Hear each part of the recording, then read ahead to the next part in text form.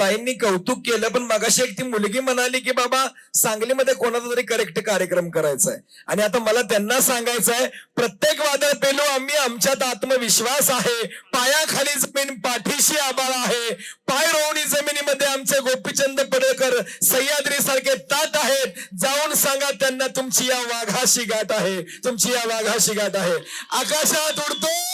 आकाशात उडतोय पाखरांचा थवा आणि महाराष्ट्रामध्ये फक्त गोपीचंद शेट्टी यांची हवा. टाळ्या वाजव भावा, जोरदार हात वरती. साहेबांना विनंती करतोय आपण मंचाला संबोधित व्हावं.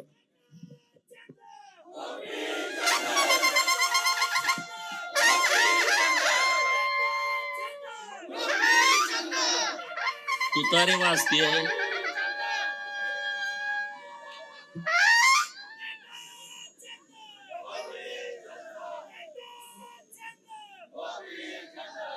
तुतारी आपलं पारंपरिक वाद्य आहे. एका माणसामुळे किती बदनाम होऊ शकते तुम्ही बघितलंय.